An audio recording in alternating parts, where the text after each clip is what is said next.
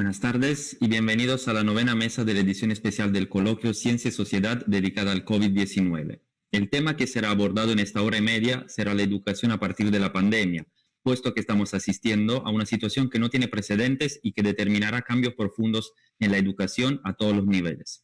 Durante los últimos meses se ha llegado a números dramáticos del 90% de la población estudiantil mundial que no asiste a clases presenciales y en Latinoamérica y el Caribe se ha llegado hasta un 95%.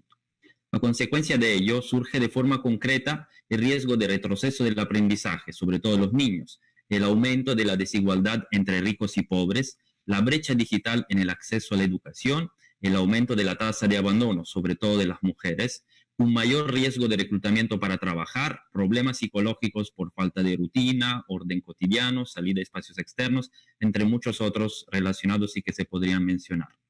El profesor Vijay Govindarajan ha declarado al New York Times que la gente se resiste a las nuevas ideas hasta que shocks externos los obligan a cambiar. Algo parecido a lo que ocurrió en la Segunda Guerra Mundial, cuando las mujeres impulsaron el acceso a labores que tradicionalmente habían sido realizadas por hombres. Nos encontramos actualmente en este mismo punto de inflexión en cuanto a los desafíos de la educación mundial. Para un análisis adecuado de la temática y la generación de un debate valioso que permita identificar soluciones pertinentes, nos acompañan el día de hoy tres expertos: César Guadalupe, Daniel Messiat y Natalia González. Iniciamos dando pase a la primera invitada, empezando por lo tanto con Natalia González.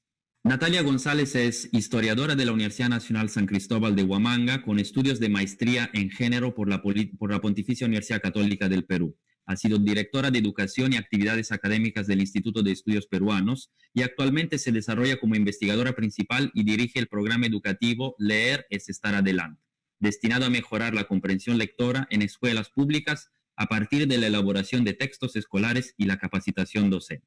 Sus publicaciones y temas de investigación abordan las políticas públicas del sector educación, el funcionamiento del Estado, el tema docente y la educación ciudadana. Buenas tardes, Natalia. Buenas tardes, César. Buenas tardes, Daniel. Es un gusto tenerlos acá con nosotros. Le damos, por lo tanto, pase a Natalia, quien a partir de este momento va a tener 8 minutos para su primera intervención. Bueno, buenas tardes con todos. Gracias por invitarme a participar de este panel. En mi caso voy a hablar particularísimamente del caso peruano, de lo que ha sucedido en el caso peruano y cómo a partir de ello podemos pensar en políticas o en situaciones que engloban a otros países latinoamericanos. En primer lugar, quiero resaltar que el sistema educativo peruano había ido en los últimos años dando pasos lentos, pero seguros, respecto a mejorar aprendizajes en nuestro país. Desde iniciativas diversas que medían aprendizajes hasta mejorar cobertura para el caso de la secundaria y específicamente en temas de género, habíamos ido avanzando y el tema de la pandemia nos encontró no preparados para una situación así.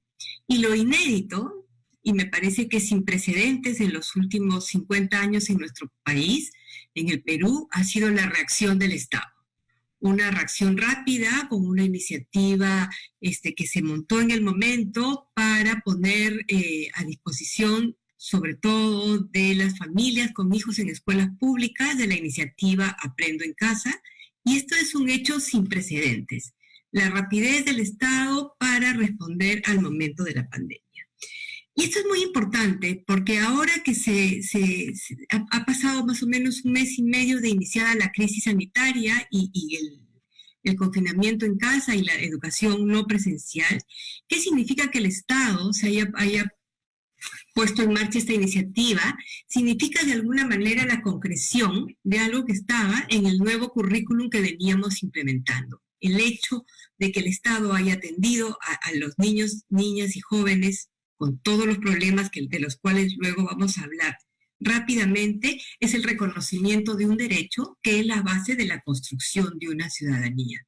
Porque lo que estamos viendo como consecuencia de la crisis social que ha generado la pandemia es que todos reclamamos una mayor ciudadanía en el Perú y que la escuela debería ser el centro, y me parece que de alguna manera el Estado ha cumplido con eso.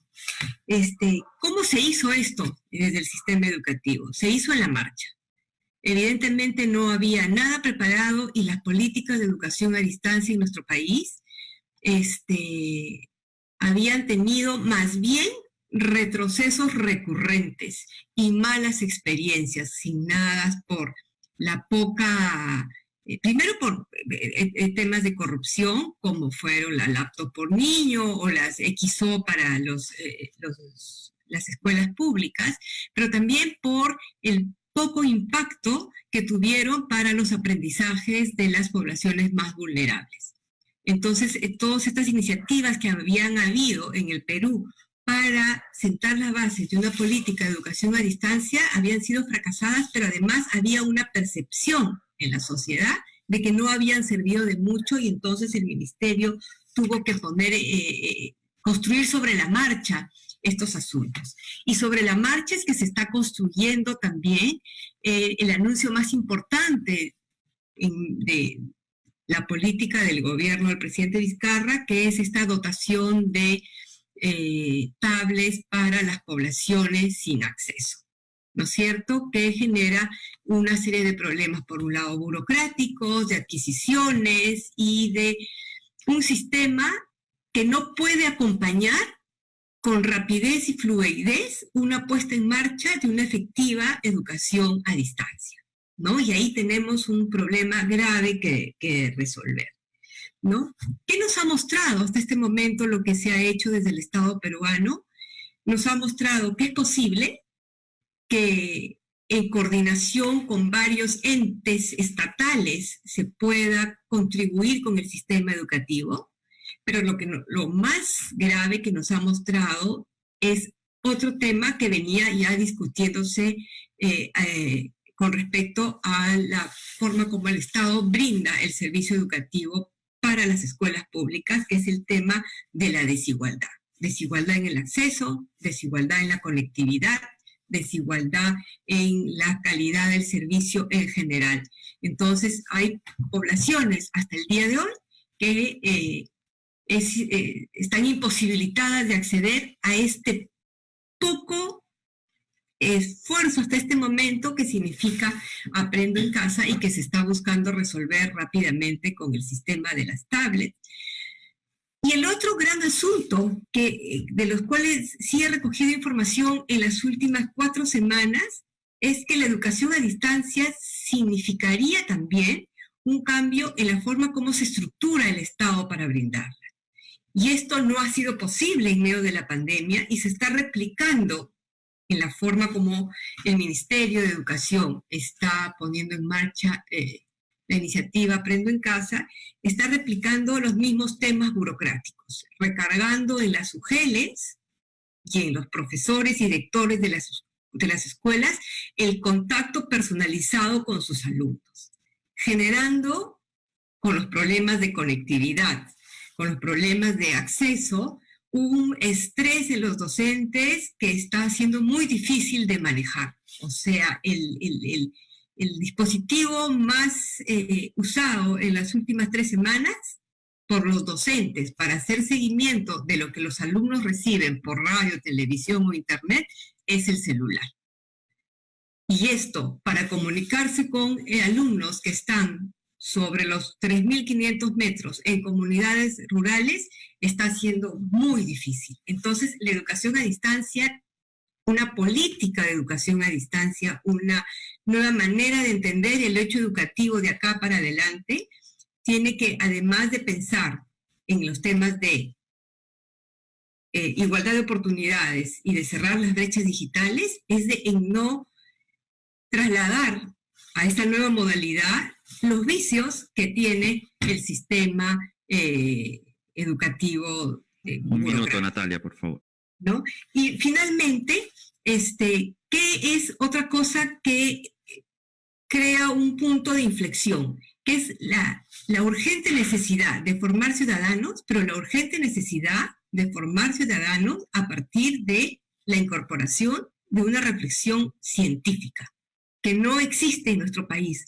Es algo que necesitamos ciudadanos, pero necesitamos ciudadanos que tengan una reflexión científica, un mínimo conocimiento de la ciencia que permita enfrentar los retos de una sociedad futura a partir de la pandemia. Y esto tampoco se ha visto, es una falta grave en nuestro sistema educativo que en los últimos años ha estado tan concentrado en la comprensión lectora y las lógicas matemáticas y no en el desarrollo del pensamiento científico de nuestros alumnos y por lo tanto de la sociedad en general. Muchas gracias Natalia. Clarísimo su punto de vista, ya hay bastante temas como para discutir. Empezando por Aprendo en Casa, pero en general una reflexión sobre el sistema educativo tal como se ha venido pensando acá en el Perú. Bueno, dejamos ahora la palabra a César Guadalupe, pero antes le vamos a dar lectura de una breve biografía de César. César Guadalupe es licenciado en Sociología por la Pontificia Universidad Católica del Perú, es magíster en Pensamiento Social y Político y doctor en Educación por la Universidad de Sussex, Inglaterra. Ha liderado el programa de medición de aprendizajes del Instituto de Estadística de la UNESCO. Su trabajo de investigación incluye temas como la formación ciudadana, los sistemas de información educativa y la dinámica compleja del sistema educativo como tal. Actualmente, César es profesor investigador y jefe del Departamento de Ciencias Sociales y Políticas de la Universidad del Pacífico. César, nuevamente bienvenido. Buenas tardes. 8 minutos a partir de ahora. Buenas tardes, muchas gracias Marco, muchas gracias a Concitec por la oportunidad de compartir la tarde de hoy con ustedes. Yo quisiera, digamos, creo que la discusión cuando hay una crisis o una crisis profunda, la discusión sobre la crisis profunda puede tener algunos riesgos de asumir que todo va a ser distinto de aquí en adelante y olvidarnos en realidad que no todo va a ser distinto, probablemente muchas cosas sean distintas, pero probablemente algunas otras cosas continúen, como las que decía Natalia, es decir, cómo hacemos cosas nuevas sin reproducir los viejos vicios que podrían entorpecer muchas de las cosas que hacemos. Creo que es muy importante entender que no solo va a haber cambios, que sin duda los va a haber y ya los antes de que esto sucediera, y a partir de ahí reflexionar un poco sobre algunas cosas más bien específicas sobre la crisis, pero dándole un marco o una posibilidad de entroncar esa reflexión de la crisis dentro de el trayecto histórico o el trayecto histórico reciente de nuestro sistema educativo. Para esto quisiera empezar diciendo una cosa que es bien importante, ¿no? Hay que romper con algunas imágenes estereotipadas que existen sobre la educación, que existen en América Latina, que existen en el Perú, esto de que tenemos la peor educación del mundo, que es básicamente una afirmación que no tiene ningún asidero, nunca la ha tenido, y que en realidad no dice mucho, excepto castigar la autoestima de todos nosotros y del propio sistema y no reconocer cosas muy importantes, de progresos importantísimos en acceso. Lo que ha pasado con la educación inicial en los últimos 25 años no debería desdeñarse. En acceso y conclusión de estudios, nosotros tenemos la tasa de conclusión, la segunda tasa de conclusión más alta de la secundaria de toda América Latina después de Chile. Las mejoras en los términos de atraso escolar y esas mejoras tímidas pero sostenidas que tenemos en las pocas cosas sobre las cuales tenemos evidencia de logros de aprendizaje de los estudiantes. Y esas cosas hay que reconocerlas y hay que entender que obedecen a algo. Obedecen a una continuidad importante de políticas en los últimos 25 años, obedece a que el país ha tenido, digamos, mejoras en sus condiciones socioeconómicas importantes en los últimos 20 años, y esas causas traen cosas buenas, positivas, y también traen problemas, ¿no? Y tenemos problemas muy importantes también en el sistema educativo que no deberíamos enseñar. El sistema educativo es profundamente centralista y eso ahoga a los profesores, ahoga a los directores, ahoga la iniciativa de las comunidades y de las instituciones educativas en general. Y a eso creo que se refería a Natalia, de cómo se reproduce esto creando más estrés sobre los demás. Y ayer tenía una conversación con amigos directores de la escuela privada y sentían que empezaban a ser ahogados por algunas cosas. Les digo, bienvenidos al mundo que los directores de educación pública sienten hace mucho tiempo, donde hay una maquinaria burocrática muy pesada que no permite liberar las fuerzas creativas, profesionales de las personas, ¿no? Las finalidades públicas de la educación es algo que normalmente no se contempla y muchas de las acciones están dirigidas por intereses de otros tipos. Y por supuesto tenemos un sistema educativo profundamente inequitativo, profundamente capaz de reproducir desigualdades sociales y altamente segregado, con los cuales la posibilidad pues, de pensar en ciudadanía es complicada. Y al mismo tiempo, por ejemplo, si pensamos en el tema de ciudadanía, y ahí hago eco de lo último que decía Natalia, creo que también hay que pensar algunas cosas que son requisitos importantes de esto. Por ejemplo, el desarrollo del pensamiento abstracto. Y el desarrollo del pensamiento abstracto que se nutre, por ejemplo, del trabajo con la ciencia, pero en general es más grande que eso, también tiene que ver con la imaginación y también tiene que ver con otras formas de pensamiento, reposa sobre niveles importantes de competencia lingüística que son anteriores y distintas de la sola comprensión lectora que parece haber sido el mantra de los últimos 20 años y que están profundamente descuidadas. Digamos, la competencia lingüística no es un problema menor, es un problema mayor en el país en general, y la escuela no está teniendo éxito en construir personas que seamos más solventes en nuestras propias lenguas, en las varias que tenemos, incluyendo la que usamos como lengua franca en el país. Entonces, es una situación compleja donde esto que está sucediendo trae algunas preocupaciones de corto plazo. Preocupaciones de corto plazo que tienen que ver, por ejemplo, con la alta posibilidad de que se impacten negativamente los niveles de acceso a una educación inicial. Muchos padres de familia en este momento pueden estar decidiendo retraer sobre todo a los niños más chicos y apostar por los niños un poco más grandes, y entonces todo lo que hemos ganado, mucho lo que hemos ganado en educación inicial se puede perder con un riesgo altísimo para los menores. Puede afectar la conclusión de la secundaria, especialmente de las mujeres. Hace 20 años sabemos que las trayectorias educativas de hombres y mujeres no son iguales, que hay mayor tolerancia familiar a la repetición entre los hombres que entre las mujeres. Cuando una chica reprueba el grado, las probabilidades de que vuelva a matricularse y repetir son menores que si fuera hombre. Eso lo sabemos hace 20 años y sigue manteniéndose, y en circunstancias como esas esto se puede afectar, ¿no? Tenemos cosas que tienen que ver con la composición entre lo público y lo privado. Hay 110.000 solicitudes de traslado que a mí me sorprenden. Yo esperaba probablemente 10 veces más que eso, dado la estructura de la oferta privada que hay en el Perú, lo cual a mí me hace temer que en realidad haya mucha gente que esté retirando a sus hijos de la escuela. Y por supuesto en la educación superior, la dificultad que tienen, algunas instituciones han podido responder rápido y bien, otras están respondiendo ahí con dificultades y peleando, y otras parece que no están respondiendo mucho, y eso hay que pensarlo también, ¿no? ¿Por qué algunas instituciones tienen una capacidad de respuesta tan lenta y tan limitada, ¿no? Y eso hay que pensarlo en vinculación con otras cosas que hemos visto estos años.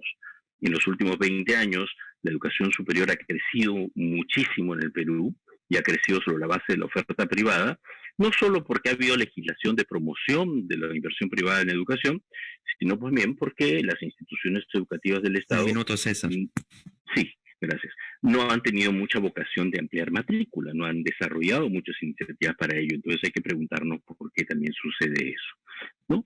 Entonces, esta coyuntura no es una coyuntura fácil, es una coyuntura que puede terminar amplificando algunos de los problemas que tenemos, y en vez de ser una oportunidad para empezar a romper el centralismo, empezar a confiar más en las instituciones y construir una capacidad de respuesta más distribuida, que no dependa de lo que hace una autoridad pública en el gobierno central, sino que descanse y no agobie la iniciativa de las personas a nivel nacional.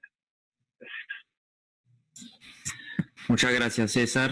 Aquí también hay temas de mucho interés, entre otros una visión no tan negativa, ¿no? del recorrido que está haciendo la educación en el Perú, tanto la educación básica como la superior, la problemática de la deserción, el tema de género relacionado con esta pandemia, ¿no? En la parte educativa, porque se teme que al volver a las condiciones de normalidad sea mucho más fácil que, si hay que elegir entre hombres y mujeres, las que se queden sin su retorno a la escolaridad serán las mujeres. Son problemáticas que se están viendo. Bueno, Pasamos ahora a presentar a nuestro tercer invitado, a quien aprovechamos también para agradecer porque nos saluda desde España. Estamos a puerta de entrar en el día viernes en España, son las 23:50, así que lo agradecemos de manera especial por su disponibilidad.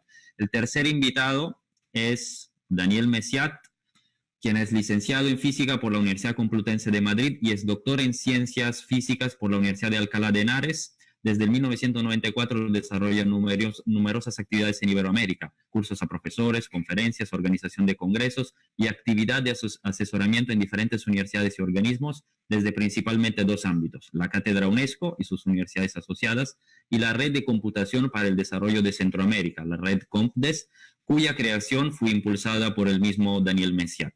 Actualmente es catedrático emérito de la Universidad de Alcalá de Henares, en donde dirige el Grupo de Investigación Espacial y es director de la Cátedra UNESCO de Educación Científica para América Latina y el Caribe.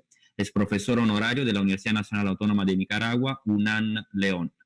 A Daniel pedimos, por lo tanto, que nos ayude también a ampliar el enfoque de la conversación, a tener de repente una visión un poco más global o al menos de la región. Daniel, tiene usted 8 minutos a partir de ahora. Gracias. Decía que muchas gracias, Marco, muchas gracias al CONCITEC y especialmente al doctor Martín Barcicorena por darme esta oportunidad de poder hacer unas reflexiones con ustedes. Evidentemente voy a salir un poco de la línea descriptiva de las cosas que suceden en Perú, aunque intentaré ayudar a que las soluciones sí sirvan para Perú. Mi primera reflexión es, entre comillas, negativa. No creo que nadie sepa dar respuesta contundente a la pregunta que se plantea, la educación después de la pandemia. Desde luego, yo no.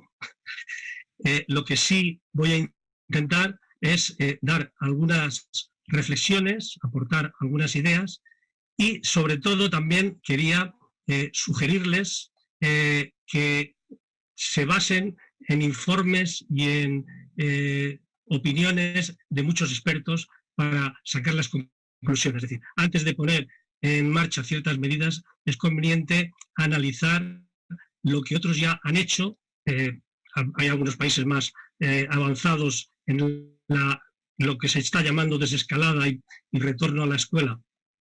Y además hay mucho trabajo hecho en organismos, y yo, claro, voy a tirar barriendo para casa de poner ejemplos fundamentalmente de la UNESCO, ¿no? Si ya intentase responder a la pregunta la educación después de la pandemia, lo primero que tendría que decir también es, bueno, pues depende. Es muy diferente la situación de un país a otro, es muy diferente la situación de un nivel educativo a otro.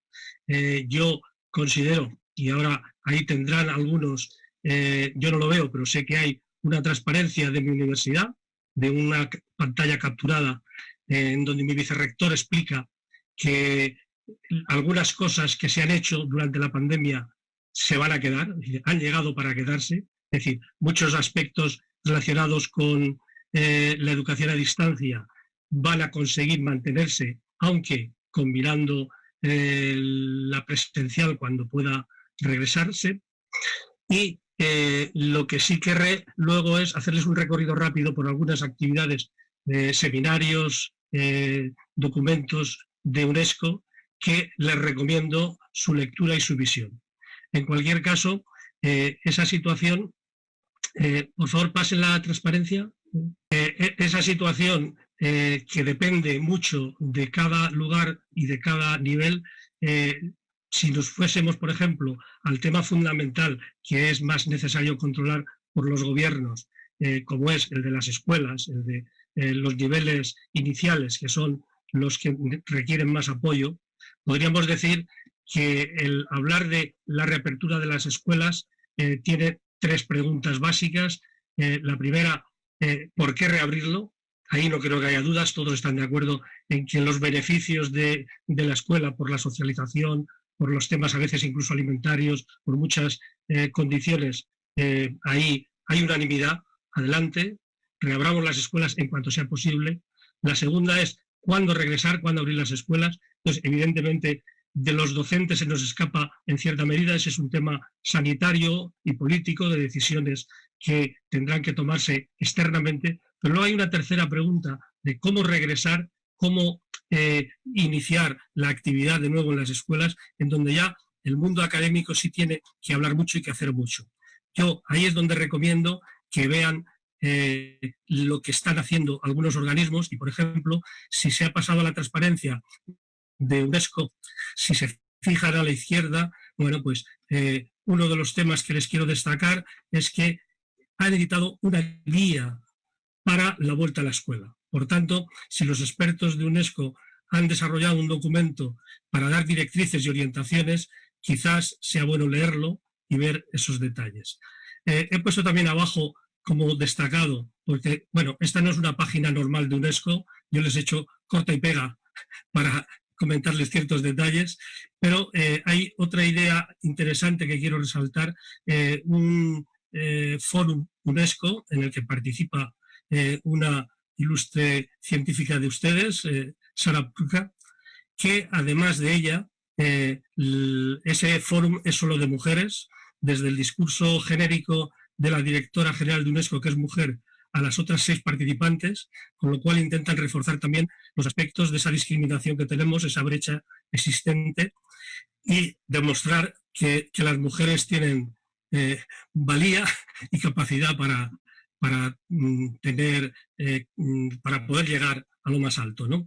Y entonces lo que sí quería decir, y compagino mucho con mi idea de que no soy capaz de dar una solución, es que ahí el foro lo llaman Imaginar el mundo de mañana. Este foro es más amplio que solo el meramente educativo, pero la idea es la misma. Pensar cómo va a ser la escuela, cómo va a ser la educación después de la pandemia, es imaginar. Hay algunas certezas, hay algunas ideas que podemos a lo mejor plasmar, pero no es fácil tener claro todo lo que va a suceder.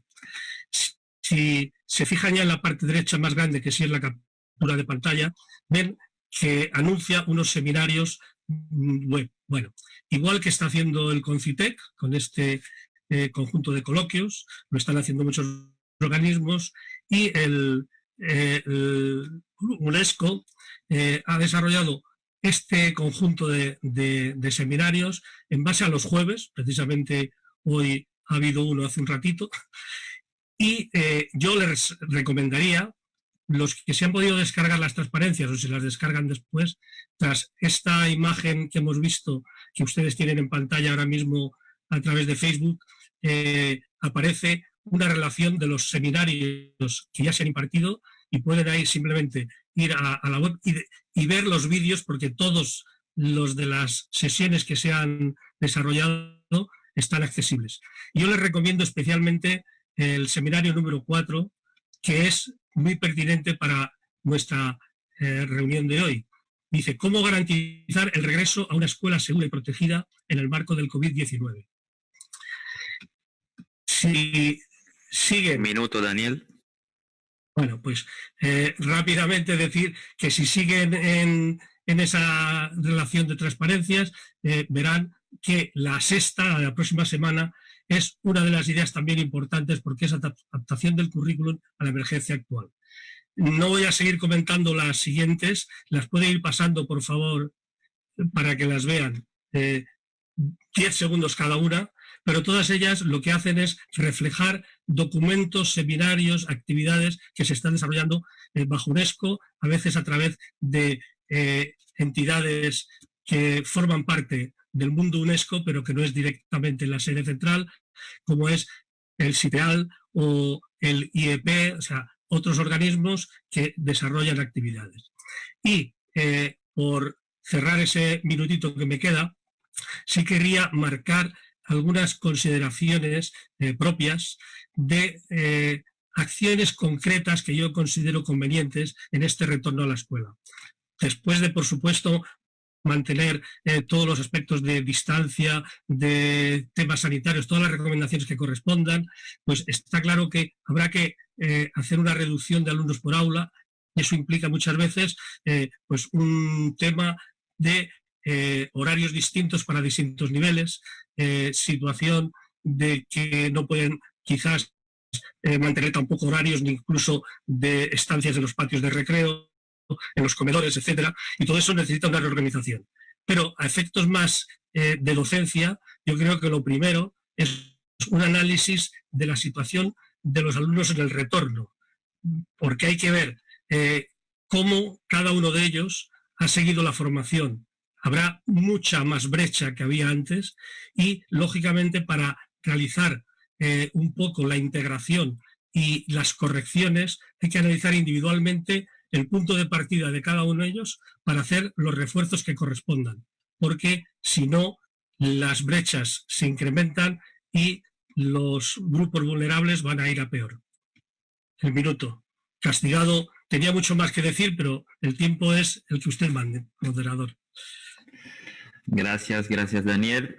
Vamos a tener más chances para ahondar justamente en algunos conceptos y tal vez volver a presentar alguna transparencia. Y gracias también por presentar el enfoque de la UNESCO, que es seguramente de lo más importante en esa coyuntura.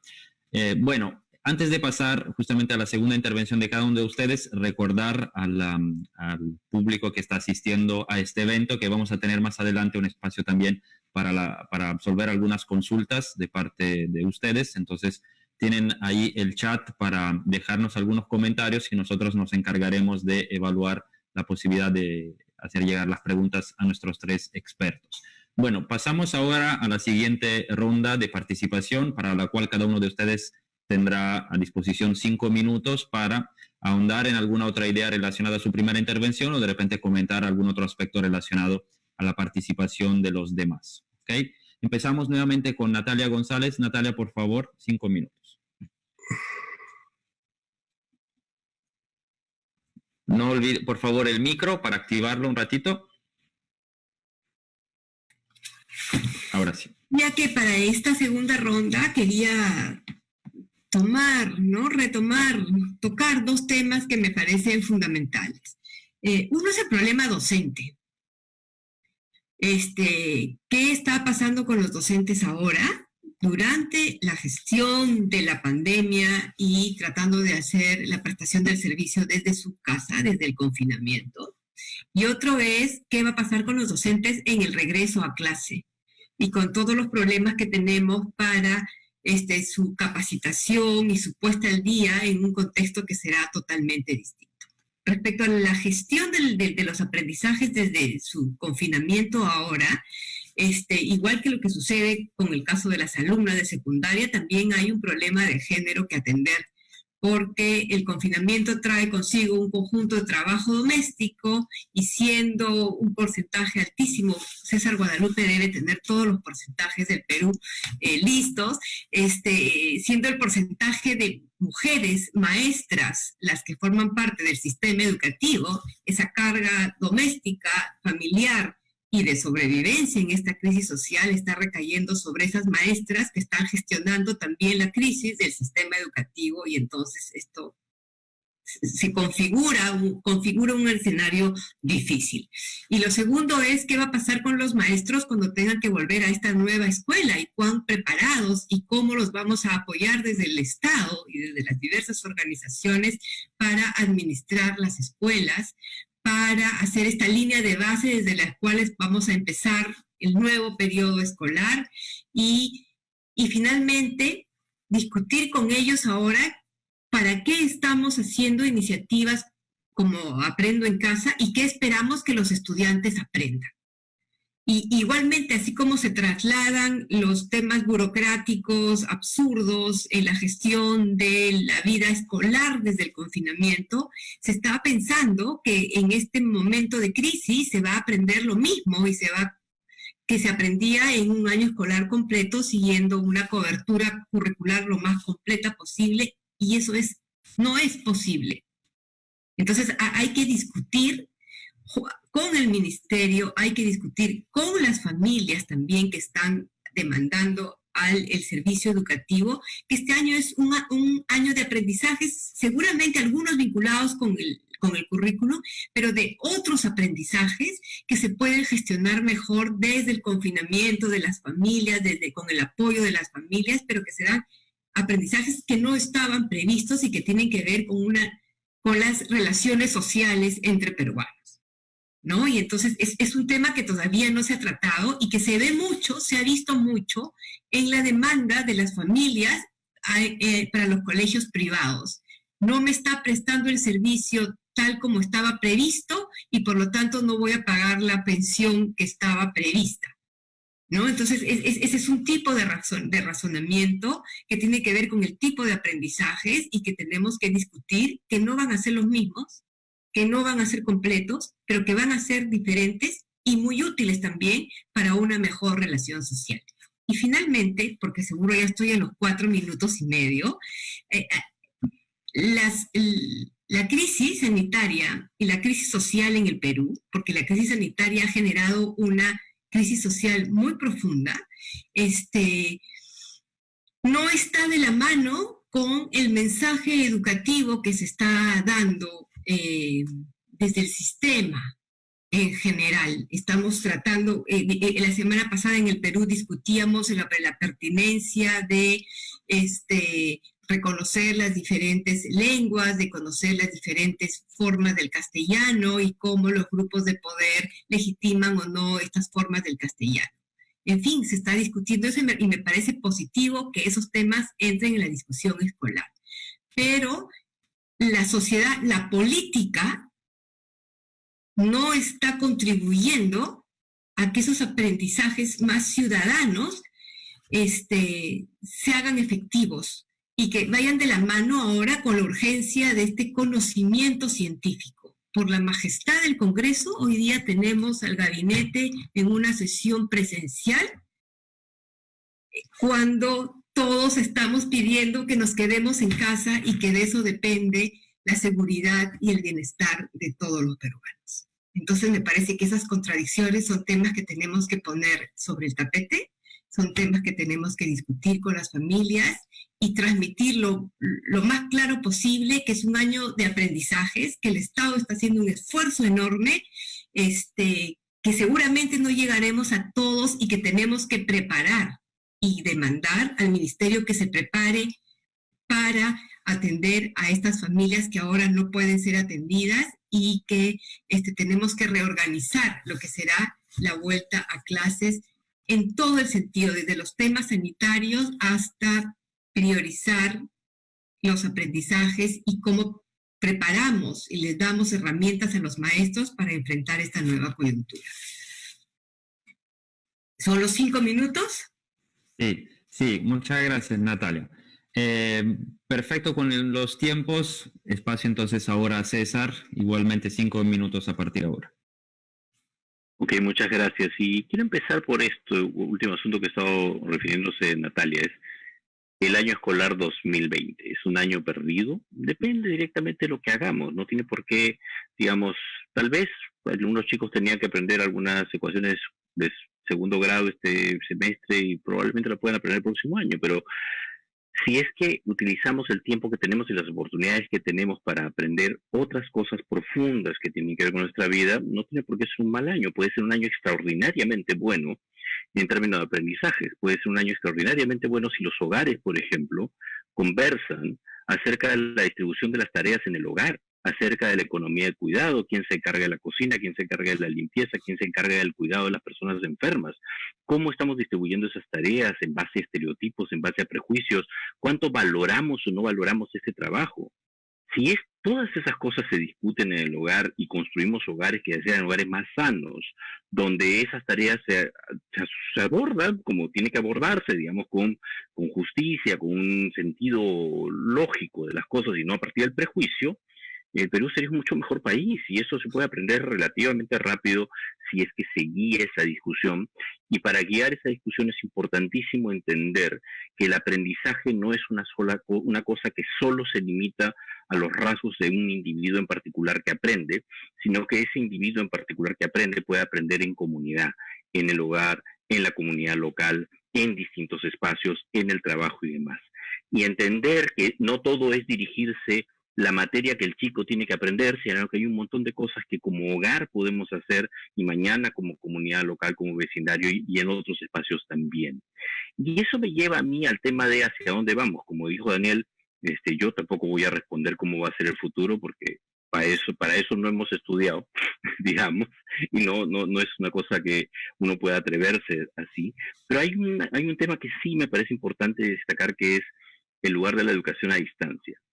Y en países como el Perú hemos hecho una respuesta rápida, muy improvisada, porque hemos destruido la educación a distancia que teníamos. Teníamos una muy buena educación a distancia entre los 60 y los 70, que, digamos, el Instituto Nacional de Teleeducación, que se crea en el año 64-65, ¿no? Y eso parte de experiencias, por ejemplo, la Teleeducación Popular de Arequipa, anteriores a esta, que eran experiencias muy buenas porque entendían cosas que parece que hoy día no entendemos. Primero, que la educación a distancia no es un tema de el equipo que uno pone, sino de cómo organiza el proceso de aprendizaje. La educación a distancia fue creada hace más de 120 años, cuando los dispositivos móviles electrónicos no existían, pensando en la flexibilidad, pensando en el autoaprendizaje y pensando en un montón de otras cosas que también están dirigidas no solo a individuos, sino a comunidades.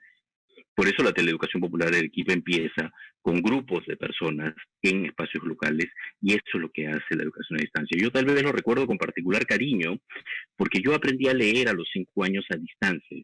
Cuando yo llegué al colegio ya sabía leer, porque lo aprendí de otra forma, lo aprendí gracias a la experiencia de educación a distancia que el Perú tenía en esa época y que hemos desechado olímpicamente, y que ahora entendemos que es la virtualización de las cosas.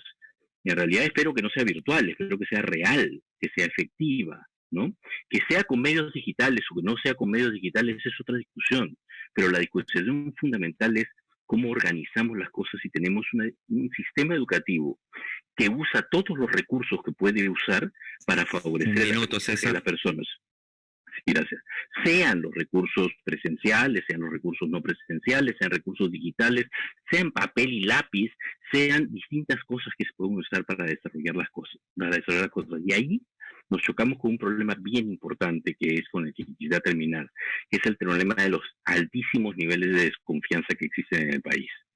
Esta discusión acerca de, como mi hijo no está sentado 4 horas en una silla, entonces es más barato, eso es una discusión que en realidad a mí me asusta, porque si yo elijo un colegio para mis hijos es porque confío en el colegio. Y si creo que el colegio de la noche a la mañana se volvieron unos estafadores que me quieren cobrar por cualquier cosa, ¿cómo estamos? ¿De qué clase de relación estamos hablando? Esto es solamente una relación de tipo comercial, donde yo estoy comprando 4 horas de mi niño sentado en una silla, o estoy tratando de invertir y desarrollar la formación y el crecimiento de las personas. Eso está asociado a la desconfianza, y esa desconfianza genera un montón de problemas, como las mismas cargas burocráticas que se basan en el supuesto de que nadie sabe excepto yo que decido, y entonces todos tienen que hacer lo que yo quiero. Eso es lo que hay que romper para que el país mejore en estas circunstancias. Gracias, César. Es difícil interrumpirlos porque lo que están comentando es de sumo interés y la verdad que daría ganas de seguir escuchándolos más y más. Daniel, para usted 5 minutos también. Muchas gracias. Yo voy a comenzar ahora haciendo una carta a los Reyes Magos. No sé si vosotros les escribís como aquí en España, pero lo primero que diría es que hay que exigir políticas públicas de apoyo, y que no vale que digan, hombre, después de la crisis sanitaria ha venido la crisis económica y no tenemos fondos para la enseñanza. Por supuesto que no se puede afrontar la enseñanza sin que haya salud y sin que se haya comido. O sea que aceptaríamos que salud y alimentación pueden ir por delante, pero nada más. A partir de ahí hay que invertir. Otro tema que yo quería resaltar es que hay que pedir también que las autoridades desarrollen apoyo socioemocional a docentes, alumnos y familias. De esta época que venimos, bueno, que estamos todavía transitando, el esfuerzo de los docentes y de las familias, porque ese aprende en casa, por ejemplo, que se ha desarrollado en Perú, o cosas similares en otros sitios, ha obligado, cuando se han tenido medios para poder utilizarlo, a los padres a integrarse en la enseñanza de sus hijos. Es decir, la socialización que antes se hacía en la escuela con compañeros y profesores se ha tenido que hacer en casa con padres y hermanos. Y entonces, bueno, pues todos han, digamos, tenido una dignidad importante y desarrollado unas actividades de mucho interés, pero también sufrido una presión a la que no estaban acostumbrados, ¿no? Entonces, yo creo que otro tema importante es hacer un reconocimiento a los docentes que se han tenido que enfrentar a una situación que la mayoría de ellos han afrontado con un esfuerzo muy superior al que hacían antes. Es decir, la clase normal que estaban desarrollando no les suponía tanto esfuerzo como realmente les ha supuesto esta situación. Pero independientemente de que se hayan esforzado, el otro tema que hay que pedir a la administración es el tema de la formación de docentes. Lo han hecho como han podido, han estado intentando desarrollar cosas, pero si la enseñanza a distancia o virtual, actividad de mayor autonomía, que hay que hacer un cambio en todo el proceso educativo. Esta situación requiere formación y entonces no se le puede pedir al docente que haga las cosas medianamente bien y que vaya avanzando en estos caminos sin el apoyo. Yo también diría que una cosa que hay que... Un minuto, por favor. Simplemente decir que para evitar lo que ha dicho César, que teníais una estupenda educación a distancia y luego se ha perdido, pues que hay que intentar mantener y mejorar las plataformas y los proyectos creados. Por ejemplo, este Aprendo en Casa, que no se piense que como ya se termina el confinamiento, pues ya no hace falta mantenerlo ni alimentarlo. Todo lo contrario, hay que reforzarlo y aprovecharlo como una herramienta. Y también aprovecharse de esa solidaridad que ha habido una especie de situación global en la que muchas empresas han cedido sus materiales didácticos gratis, han cedido el Internet gratis, han cedido muchos apoyos tecnológicos. Bueno, pues que no termine la pandemia y se pierda todo. Es decir, que procurar mantener a base de convenios, a base de relaciones y con tratamiento del gobierno con esas empresas, que todo esto siga para poder seguir avanzando. Me callo y estoy a disposición para cualquier minuto que me des más. Sí, por favor, Daniel, vamos a tener más oportunidades también. Retomando lo último que comentaba, el CONCITEC también está implementando una serie de iniciativas complementarias, claro, en lo que más nos corresponde, nos convoca, que es la ciencia y la tecnología y en todo caso las áreas relacionadas. En este sentido, invitamos también al público a que visite nuestro observatorio STEM, STM, para la educación básica, que lo pueden ubicar en la dirección web que es stem.concitec.gov.p. Hemos hecho una recopilación de más de 50 plataformas educativas que, como decía Daniel, en esa coyuntura están poniendo a disposición recursos educativos, en la mayoría de los casos gratuitos, para el público en general, estudiantes, docentes y comunidad en general. Entonces es una oportunidad que tampoco tiene precedentes y que estamos tratando de visibilizar lo más que se pueda. Bueno, hay ahora un primer espacio de preguntas que nosotros hemos elaborado. Es un total de 5, pero son preguntas que en algunos casos ya han tocado, de los temas que de alguna manera ya han tocado y que nos gustaría que de repente, si lo consideran, retomen para profundizar tal vez un poco el análisis. Las voy a leer y a cada uno de ustedes la disponibilidad para contestar, como repito, algunas o a todas ellas. En tiempo corto, por favor, para tener después una ronda de preguntas también del público. La primera, en líneas generales, ¿cuáles considera que debieran ser los ejes de una nueva política para la educación básica, tanto regular como alternativa? Segunda, ¿cuáles son las desventajas de la educación a distancia con respecto a la presencial y cuáles las estrategias para reducirlas paulatinamente? Tercera, ¿se puede anticipar cualitativa y cuantitativamente las consecuencias del impacto de la pandemia en la educación de este año? Cuarta, la ministra de Educación y Formación Profesional de España, Isabel Celaá, ha declarado al país: la educación presencial es la que realmente iguala, al descompensar posibles diferencias de origen mediante la interacción profesor-alumno. ¿Qué es lo que opinan ustedes al respecto? Y para terminar, en los Estados Unidos se ha realizado una encuesta a 14.000 estudiantes universitarios y graduados a principio de abril, según la cual el resultado ha sido que el 67% de ellos no encontraba las clases en línea tan efectivas como las presenciales. ¿Cómo interpretan ustedes esos resultados de la encuesta? Siempre una clave también de proyección futura. Empezaríamos entonces con Natalia. A usted la posibilidad de contestar, por favor, brevemente alguna de las preguntas que les hemos formulado. Unos comentarios cortos a dos temas que has tocado, ¿ya? Uno primero, esto de que efectivamente hay países donde la escuela iguala, y no es el caso peruano. No es el caso peruano, al contrario, en los últimos años la escuela es uno de los sellos más visibles de la desigualdad social. Hay una escuela para ricos y una escuela para pobres y una escuela para las clases medias.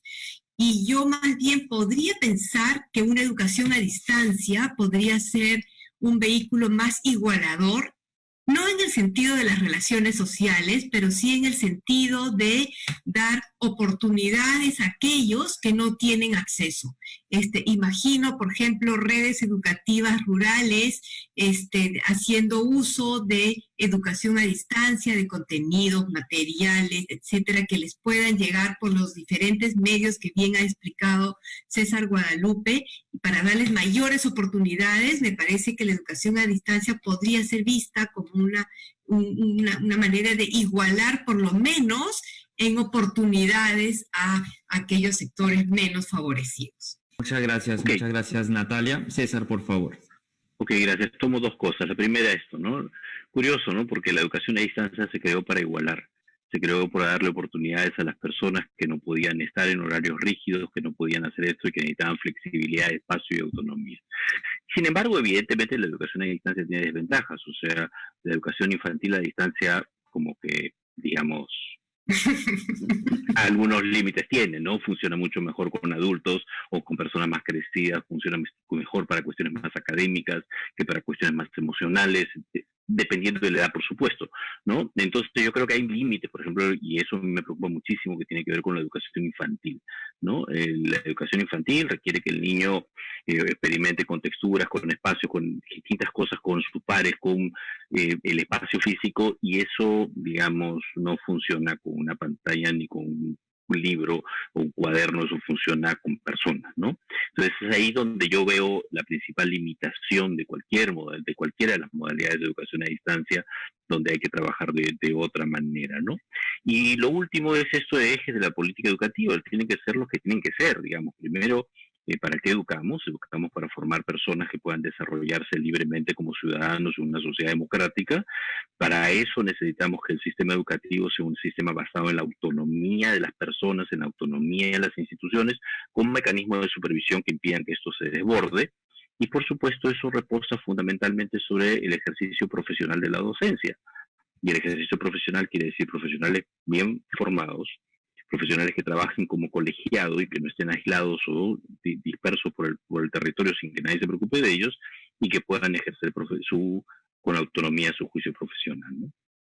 Muy bien, César, gracias. También la palabra a Daniel. De repente quiere comentar algo, entre otros, sobre las declaraciones de la ministra en España, entre otros, obviamente a su libre voluntad. Decía, sin micrófono, que si me provocas con la ministra, pues como últimamente lo que hacemos es pedir el cese de todos los ministros, bueno, pues ¿por qué no también ese? Estamos en una situación a nivel política más crispada que con el coronavirus casi. En todo caso, yo diría que estoy de acuerdo con César. La educación a distancia se creó precisamente, y ese es el objetivo, cuando no sucede una pandemia o hay otros aspectos que la requieren como una exigencia inmediata, para que todo el mundo desde cualquier lugar y en cualquier momento pudiese acceder a la enseñanza y por tanto se les supone más igualitaria, ¿no? La única dificultad que puede tener es el que ahora mismo con los medios tecnológicos con los que se suele trabajar la educación a distancia, por eso se denomina virtual, porque suele ser haciendo uso de las TIC, ¿no? Pues si tú tienes una buena posición económica y tienes un buen ancho de banda de internet, un buen ordenador, una buena tablet, estás mejor posicionado que el que no lo tiene. Entonces, para que de verdad la enseñanza a distancia ahora mismo, esa enseñanza virtual, sea igualitaria, lo que hace falta es la gestión del gobierno para dotar, que hay muchos gobiernos que lo han hecho, a veces lo han interrumpido, a veces lo han cortado, para dotar de los medios necesarios a todos los que son más vulnerables y que no acceden a disponer por sí mismos de esos accesos, ¿no? Si la enseñanza pública es de calidad y universal, sí que es igualitaria, porque todos tienen esa posibilidad de reunirse sin importar el nivel económico de cada uno. Lo que sucede es que eso no es fácil, sobre todo en Latinoamérica, no solo en Perú, porque efectivamente allí en la enseñanza presencial muchas veces marca la diferencia ya el colegio. Hay quien puede acceder a unos colegios y hay quien a otros no. Entonces, eso normalmente en Europa no sucede. En Europa en general el acceso a la enseñanza pública, o incluso si es a veces privada, concertada, que también no lo pagan, facilita el que sea más igualitaria. No firmaría yo como ley eso, pero entiendo que en las dos hay sus situaciones de dificultad. Lo que yo sí quería comentar, que no me lo ha preguntado el moderador, es un pequeño detalle en cuanto a las desventajas de la educación a distancia respecto a la presencial. Para mí, casi todas las desventajas son para los niveles bajos. En los niveles universitarios, prácticamente, salvo las experiencias que hay que desarrollar como prácticas en ciertas titulaciones experimentales, pero que eso se resuelve con un periodo, porque la virtualidad 100% ni existe ni tiene sentido en muchas cosas de una carrera, de una titulación que requiere de prácticas específicas. Entonces eso tiene que conveniar con periodos que tienen que ir a la universidad, a lo mejor intensivos de 2, 3, 4 semanas, dependiendo de la situación, o con centros próximos que tengan convenio con la universidad que imparte esa enseñanza y que puedan, por ejemplo, si es en medicina, pues el hospital provincial con algún convenio y con algunos médicos que tutoricen puede permitir que hagan unas prácticas, aunque la universidad esté a 1000 kilómetros. Pero la virtualidad total en ese tipo de titulaciones prácticamente es imposible. Pero de todas formas, mi opinión es que para los estudios, cuanto más elevados sean, más facilidad tiene de no tener deficiencias en la enseñanza virtual. En los niveles bajos siempre van a necesitar un acompañamiento, aparte de los temas de socialización del niño y de muchos temas, no es fácil hacerle llegar los conocimientos tampoco. Gracias. Gracias, Daniel. Antes de pasar a las preguntas del público, quería pedirle justamente a César y a Daniel, por su trabajo también en la actualidad relacionado de cerca con 2 universidades, una opinión nada más rápida sobre la encuesta que les comentaba de los Estados Unidos, es decir, las 2/3 partes de esos 14.000 estudiantes que han sido entrevistados han dicho que las clases virtuales no son tan efectivas como las presenciales. Esto llama un poco la atención porque se supone que para la educación superior, con algunos matices según las carreras, debería ser más fácil esa transición hacia una educación virtual 100%. ¿Cómo interpretarían esta encuesta? Por favor, rápidamente, para darle paso esta última media hora a las preguntas del público. Si me permites, en realidad me llama la atención porque, como bien ha dicho Daniel, mientras más adulta sea la persona, es más fácil llegar a esto, excepto en los casos en los cuales carreras de ciencia de la salud, por ejemplo, se necesitan prácticas o cosas más de laboratorio, cosas más experimentales, que digamos incluso los mejores simuladores no terminan de simular del todo o no pueden simular, ¿no es cierto? Entonces me llama la atención desde ese punto de vista, evidentemente, y me llama la atención además porque la experiencia, por ejemplo, que yo estoy teniendo este semestre en la universidad, es que los medios digitales son bastante cómodos para los chicos y de hecho es más fácil para ellos que para uno manejarse en este entorno.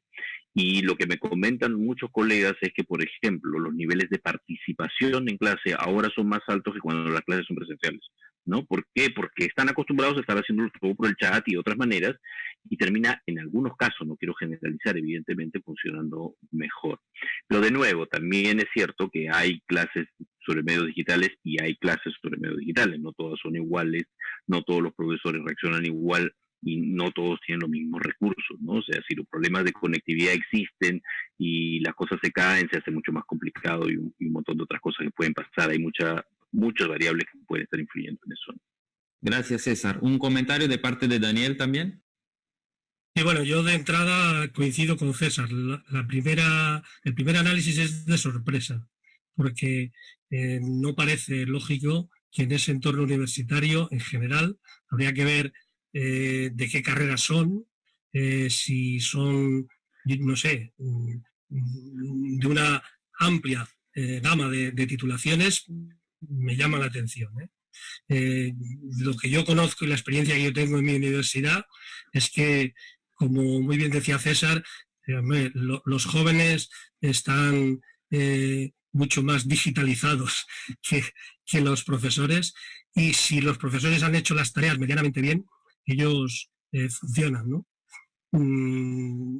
Para mí es de extrañeza. En cualquier caso, bueno, también les puede haber exigido mayor esfuerzo, en el sentido de que han tenido que trabajar, porque requiere más autoaprendizaje siempre, y esa puede ser la queja, ¿no? Ok, gracias Daniel, gracias César. Pasamos ahora a las preguntas del público. Voy a leerles 3 preguntas y espero que nos dé tiempo también para una segunda ronda, porque hay cuestiones muy importantes que nos gustaría abordar con ustedes.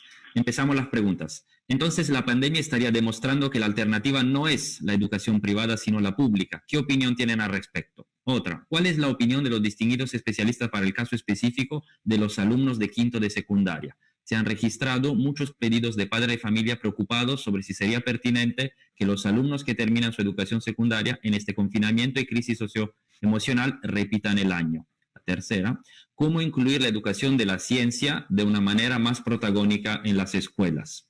Natalia, para usted la posibilidad de elegir si contestar alguna de ellas en particular o a todas rápidamente, por favor.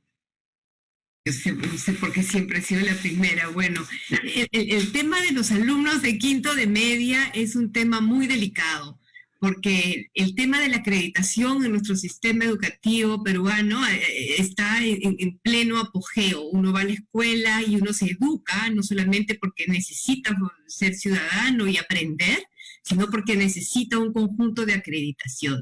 Y creo que la semilla de la vida de la acreditación en nuestro país está en haber terminado quinto de secundaria. Y me imagino que es un tema que el ministerio tiene que prever para una evaluación de fin de año, un proceso de vuelta tal vez a la escuela de los de quinto de media a comienzos de los meses del próximo año, para acreditar de alguna manera el fin de su etapa escolar, y que es la única manera que les va a permitir seguir haciendo estudios superiores de cualquier tipo, ¿no? Esa es la pregunta que se me quedó. Y la otra pregunta es sobre la educación pública y privada. Creo que el debate en el Perú ha estado muy centrado en que, ante la debilidad del Estado respecto a muchos temas, y especialmente respecto a brindar el servicio educativo, la debilidad y la pobreza del Estado, el mercado iba a resolver ese problema. Y esta crisis nos ha puesto en la coyuntura de mirar que la había resuelto mal. Y entonces surgió todo el problema de los colegios particulares, las pensiones, quién iba a regular el tema. Me parece interesante en ese sentido, y no es que una sea mejor o peor, las dos deberían dar criterios altos de calidad. También en ese sentido el Estado estaba tomando cartas en el asunto, desde la ministra Ford Pablo sacando estos decretos de urgencia para cerrar escuelas privadas de mala calidad, pero que en esa línea también me parece rescatable que el ministro actual esté preocupado por crear un organismo que regule la calidad de las escuelas privadas. Es imposible que en este momento pensemos que el Estado peruano, como es el Estado peruano, pueda cumplir con brindar el servicio educativo a todos, ¿no? Pero el servicio privado tiene que cumplir con cierta normatividad, regulación y vigilancia de la calidad, y no podemos seguir en el estado anterior de cosas. Bien, muchas gracias, Natalia. César, por favor. En un sentido parecido, ¿no? Creo que es muy importante que el Estado asuma su obligación fundamental, que es garantizar el derecho de las personas a una buena educación. Y por eso hay que supervisar y hay que asegurar que no haya ninguna escuela mala, sea del Estado o sea privada. No solamente hay que supervisar al privado, hay que supervisar al Estado también, ¿no? Eso es bien importante entenderlo, y el esquema actual no permite que eso suceda, porque quien es el responsable de la supervisión también es el responsable de la gestión. Y el supervisor no se puede supervisar a sí mismo. Eso es parte de los problemas que tenemos en el sistema educativo, y eso es parte de los problemas que hay que resolver. La educación, no importa quién la brinde, tiene algunas finalidades públicas. Formar ciudadanos, desarrollar personas para la vida en democracia y un montón de otras cosas más, y uno lo puede leer, sobre todo en el segundo párrafo del artículo 26 de la Declaración Universal de los Derechos Humanos. Eso tiene que garantizarse independiente de quién gestione la escuela. Eso es fundamental. Digamos, lo que demuestra esta crisis es que hay sector privado que puede responder, hay sector privado que no puede responder, y lo mismo pasa con el Estado. Todas las deficiencias que tiene la sociedad peruana están siendo manifiestas hoy, y eso es lo que hay que abordar, independiente de nuevo de si se trata del Estado o se trata del lado privado, ¿no?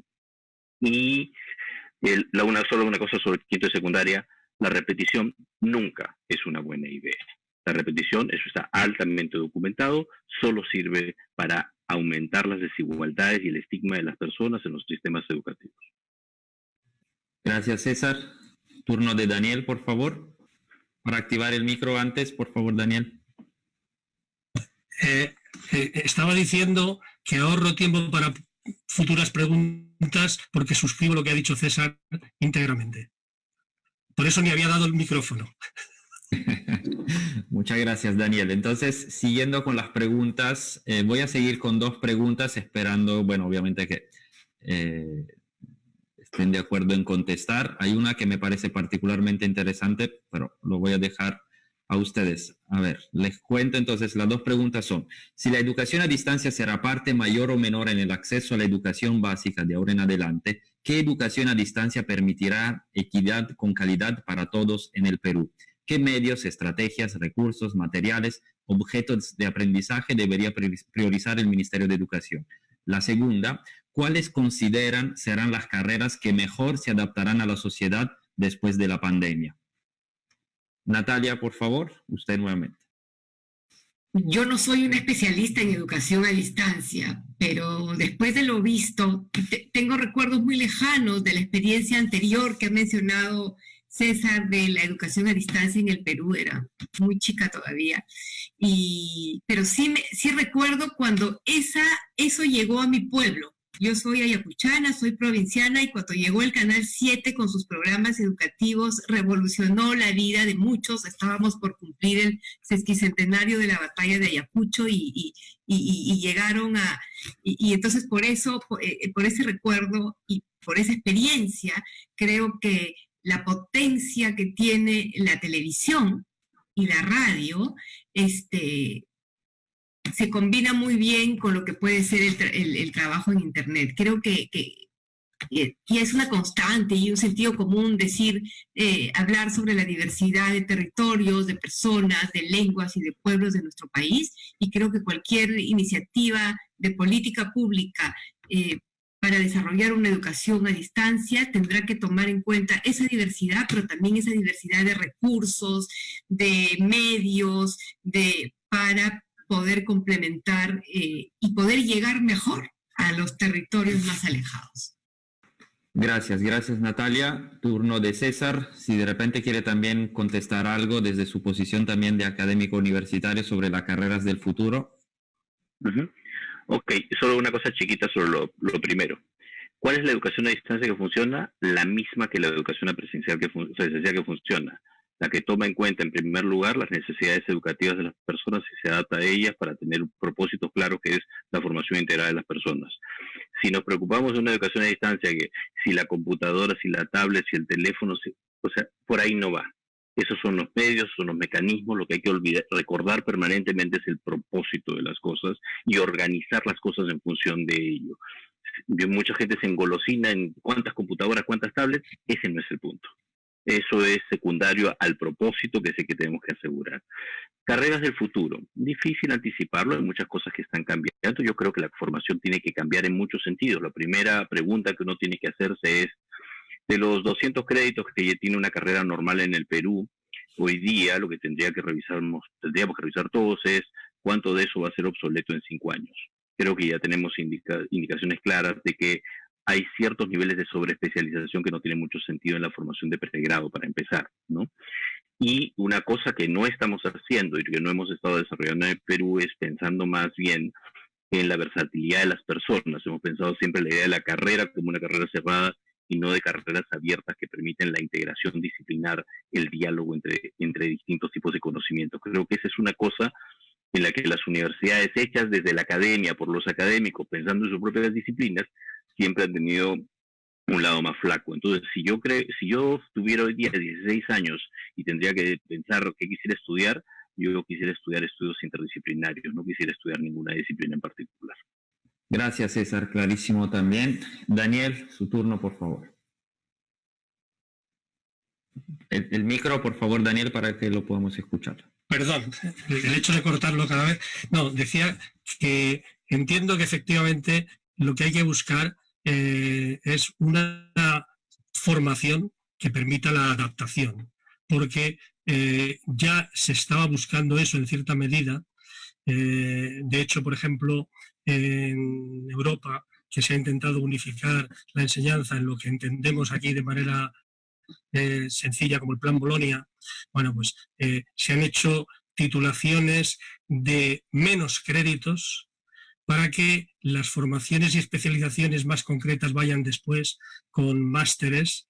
De hecho, en algunas titulaciones, por ejemplo, de ingeniería, los colegios de ingenieros que marcan las pautas para firmar, a lo mejor en telecomunicación, en ingeniería civil, etcétera, proyectos, exigen que tengan esa formación específica posterior de un máster, porque dicen que el grado, como se llama ahora la licenciatura en Europa, es insuficiente para firmar esos proyectos. Bueno, es insuficiente para formar esos proyectos, pero es justamente esa línea que comentaba César de una formación básica para adaptarse a la evolución de la situación del futuro, que no está nada clara. Nos ha dado una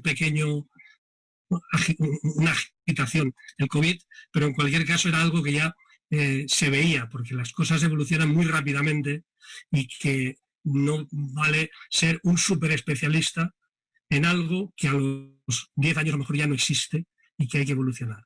Por tanto, para mí la idea sería esa. No una titulación concreta, es decir, hay que hacer más físicos o más informáticos, sino más gente que se pueda adaptar, ¿no? Para lo que el mercado requiera. Que había otra pregunta sobre la educación a distancia, y ahí sí que, de nuevo, el tema es claro. Evidentemente, lo fundamental en la educación a distancia es conocer que la metodología es lo fundamental, que los objetivos que se quieren alcanzar son lo fundamental y que lo demás, como decía César, son herramientas.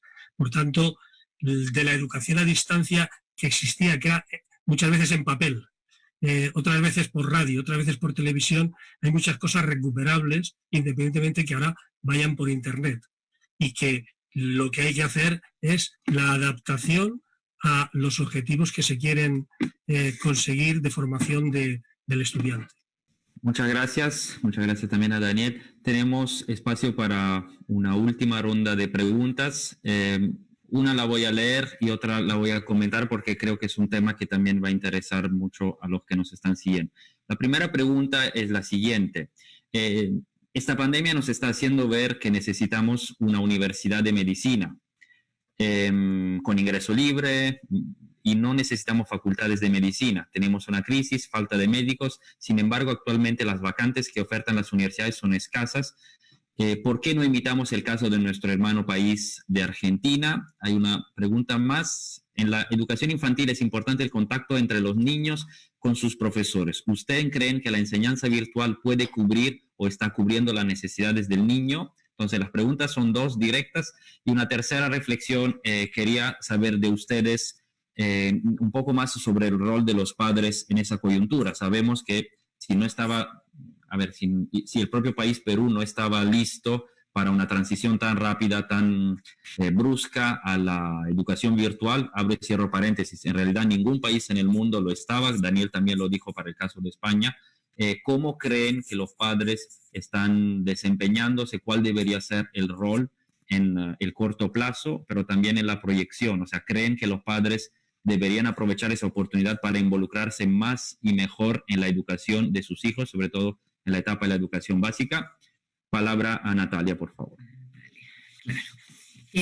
Yo solamente dos cosas. Una primera, no soy una experta en educación superior, pero pensando en esto de una universidad de medicina y pensando además en las posibilidades de las universidades para implementar facultades de medicina, se necesitaría una inversión importante del Estado. Pienso en mi universidad de origen, que es una universidad nacional de provincia, y la demanda del pueblo de hace muchísimos años por tener una facultad hay una facultad de ciencias de la salud donde se forman enfermeras, obstetras, y la demanda que hay por formar médicos, pero la incapacidad de la universidad para implementar esta carrera por un problema de inversión y de recursos. Entonces, tiene que ver con políticas universitarias a nivel nacional y con la posibilidad de dar a las universidades nacionales, por ejemplo, los recursos necesarios para facultades y formación de este tipo. Y también quiero decir algo, el maestro es irreemplazable. O sea, las clases presenciales para la inicial y la básica con el maestro presente en el aula, por ahora es irreemplazable porque es parte del proceso de socialización de los chicos.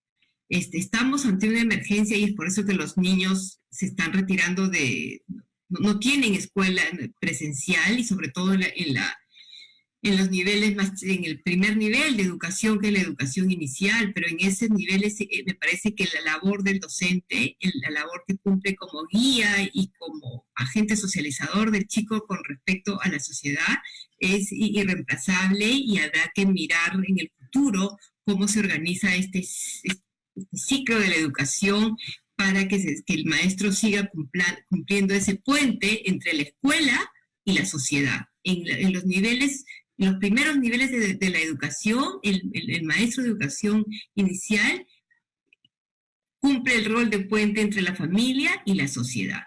Y por último, el rol de las familias. Creo que le estamos pidiendo mucho a las familias. En el Perú, la crisis sanitaria ha traído una crisis social, creo que sin precedentes desde la época de la guerra interna, y las familias están haciendo lo que pueden.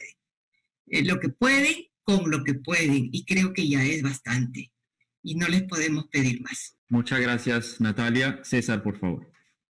Gracias, quiero empezar por ahí, ¿no? O sea, yo creo que los hogares tienen un rol fundamental, que es ser espacios sanos y llenos de afecto para el desarrollo de las personas. No explicar las clases de matemáticas. Ese no es el punto. El punto es crear espacios que sean conducentes al desarrollo de las personas. Y eso ya es difícil, con los niveles de violencia intrafamiliar que hay en el Perú, con los niveles de precariedad que hay en la situación material de los hogares, pero ese es el trabajo fundamental que yo creo que hay que, esperar de los hogares o invitar a los hogares a que aborden, ¿no? En el Perú además tenemos otra cosa, ¿no? Siempre tratamos de resolver las cosas dando leyes o creando instituciones, y creo que por ahí no va, ¿no? Si nos faltan médicos, hay que formar más médicos, entonces hay que pedirle a San Marcos que crezca, pues, en su facultad de medicina, ¿no? Porque además creo que el aislamiento en una universidad solo concentrada en un área disciplinar no es buena cosa. Creo que es buena cosa el diálogo interdisciplinario. Luego tenemos un supermédico que llega a una comunidad en la zona altoandina del Perú y no tiene la menor idea de lo que es la comunidad y no sabe cómo relacionarse con ella y no ayuda mucho, ¿no es cierto? Entonces creo que eso es parte de las cosas, ¿no? Entonces yo iría más por, digamos, evitar algunas discusiones que no nos han ayudado mucho. Estas discusiones, pero hay muchas universidades, por eso hay que cerrar universidades. No sé, depende, ¿no? O sea, en Brasil hay menos, sí, pero son mucho más grandes. Entonces el problema no es el número de universidades, sino cuánta gente tiene acceso. Y ese tipo de discusión nos lleva a cosas tan absurdas como, por ejemplo, que la ley universitaria haya básicamente estigmatizado a la educación a distancia de una forma que de verdad no tiene nombre, ¿no? Gracias, César. Siempre muy claro. Daniel, por favor, a usted el cierre con broche de oro. Usted ya está en el día viernes, adelantado Mañana. respecto a nosotros. Así que, por favor, a usted las últimas reflexiones. Bueno, pues intentaré ser rápido y concreto respecto a que la solución pueda ir por crear más facultades o una universidad de medicina. Yo creo que no. O sea, el tema es que realmente el Estado, por ejemplo, en un sistema de salud pública, contrate luego a esos médicos y tenga unas plantillas amplias y suficientes para afrontar situaciones como esta. De nada sirve la facultad, por ejemplo, en España exportamos personal sanitario, médicos y enfermeros y enfermeras a Europa, en concreto en Inglaterra, por cientos. Cuando se ha presentado la situación de la pandemia, si hubiese sido por los titulados en España, nos habrían sobrado médicos. Pero si no estaban contratados en los hospitales y no estaban prestando servicios, no nos han servido, ¿no? Entonces, yo creo que lo que fundamental es la inversión gubernamental en los hospitales públicos y que si luego al ir a contratar tantos faltan, bueno, pues habrá que formar más. Pero la mera creación de universidades para mí no resuelve el tema. En cuanto a la educación infantil, aquí coincido con Natalia, esos niveles, yo siempre he estado todo el discurso esta noche hablando de la diferencia entre los niveles altos, que me parece muy fácil y bien llevable la enseñanza a distancia, y en los niveles pequeños el maestro o la maestra son figuras indispensables por la socialización, por la tranquilidad y seguridad que pueden dar al niño y, bueno, a partir de ahí también, lógicamente, el refuerzo de la familia. Pero ahí, como decía César, no para ser profesores de las materias concretas, sino para dar apoyo emocional y hacerle un acompañamiento en los procesos de aprendizaje. Pero nada más. Gracias. Bien, muchas gracias a Natalia González, a César Guadalupe, a Daniel Messiat. Ha sido, de verdad, un placer compartir la mesa de la tarde de hoy con ustedes. Recordar al público que el día de mañana cerramos la segunda semana de esas sesiones del coloquio. El tema de la mesa de mañana será las reformas indispensables en las políticas públicas a partir de la pandemia. Además, quisiéramos compartir con ustedes alguna información dirigida particularmente a la comunidad científica peruana, y es que CONCITEC ha puesto a disposición una serie de herramientas a propósito de la pandemia que vivimos. Por ejemplo, una biblioteca virtual que a la fecha tiene más de 6.000 publicaciones científicas sobre el o la COVID-19, el Observatorio de Oportunidades COVID-19, donde publicamos diversos llamados a concursos a nivel internacional para acceder a fondos para la investigación, y pronto se lanzará el Observatorio de Ciencia, Tecnología e Innovación, dirigido a la comunidad científica y a los tomadores de decisiones. Además, el día de hoy, CONCITEC ha hecho una segunda llamada a la comunidad científica peruana para que presenten sus propuestas al concurso de proyectos especiales en modalidad de proyectos emergentes COVID-19. Y en esa línea los invitamos a ver las entrevistas que todos los días de lunes a viernes a las 3 de la tarde se realizan a los investigadores que obtuvieron fondos de la primera llamada de este concurso para el tema del COVID-19. Las entrevistas se transmiten vía redes sociales a través de la página web del Fondesit, la página Facebook del Fondesit y del CONCITEC. Para finalizar, volviendo al tema de la educación, recordar con mucho placer que hace unos días el PRONABEC, el Programa Nacional de Becas y Créditos Educativos del Perú, ha lanzado una convocatoria llamada Beca Talento Escolar 2020, dirigida a estudiantes de secundaria que acceden a la educación superior y dirigida a la promoción digamos, del rol de aquellos estudiantes que destacan en los concursos educativos que se realizan a nivel nacional. En este sentido, la oportunidad para los estudiantes que todos los años participan en la Feria Escolar Nacional de Ciencia y Tecnología Eureka para encontrar justamente la continuidad de los estudios universitarios a través de una beca integral de educación superior. Para más información, los invitamos a visitar la página web del CONCITEC. Y de mi parte, para el día de hoy sería todo. Nuevamente las gracias a Natalia, César, a Daniel Mesiat y el saludo al público que nos ha acompañado. Buenas tardes.